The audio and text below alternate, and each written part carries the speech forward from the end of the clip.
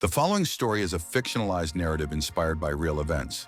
It is told from the imagined perspective of a person accused or convicted of a crime. This is not a factual account and does not represent the actual thoughts or experiences of any individual. Viewer discretion is advised. The wind was dry that day, brittle against the skin.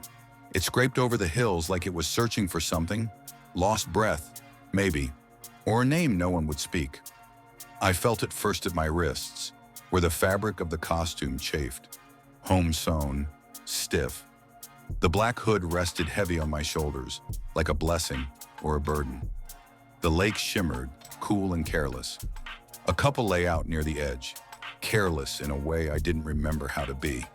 There were ants crawling over an apple core near their blanket, little black soldiers moving in perfect rhythm. I watched them a long time before stepping closer. The grass had a soft crunch beneath my boots. No one ever talks about the sound of walking up behind someone, how loud it feels inside your own head. Like branches snapping in your chest. The voice I used wasn't mine. It never is, not for these moments. It comes from somewhere deeper, not rage, not joy, something stiller. Like the hush before a curtain rises. I told them what I needed them to believe. Time stretches when someone's looking at you with their whole body, trying to decide if this is a prank or a reckoning. She believed faster than he did. He kept searching my mask like he could see eyes through felt. I could hear her breathing, quick, small, like a deer. The lake went on glittering, and the sun crawled a little higher. It was quiet after, not peaceful, just quiet in that way a room gets after the power cuts out. Too still, too unnatural. I don't remember leaving, but I remember the air afterward. It smelled like bark and sweat and something sweet decaying nearby. I drove with the windows down, no radio, just the sound of tires grinding gravel. That night, I sat alone at my kitchen table. The light above me flickered every so often, a loose bulb maybe, or the wiring. I didn't move to fix it.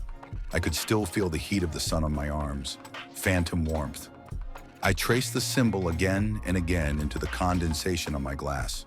Circle, cross, circle, cross. The letters were out there now, the first wave. They were seeds, and already I could feel them sprouting. Ink tendrils through headlines, through whispers. I read the papers every morning, page 2, then 1, then back again. They were trying. Their codes, their talk shows, their guesswork. They kept asking why. It's not the kind of question that has one answer. It's not about anger or thrill. It's about alignment. Like finding the precise point where something clicks into place. Sound into silence, movement into stillness. It's about being seen, not as something, just seen. People think monsters are made of noise, screams and chaos. But the real ones, they live in the hush. In the moment after a dropped glass and before it shatters. I mailed the piece of her dress, folded carefully, precise, not out of malice, out of confirmation, proof of presence, that I was not an echo. Sometimes I wonder if they sleep, the ones who read my letters, if they fold them up in their jacket pockets and forget, or if they hear the words long after they've turned off the lights. I don't need them to be afraid, just awake. They'll never catch me, not because I'm fast, but because they don't understand stillness.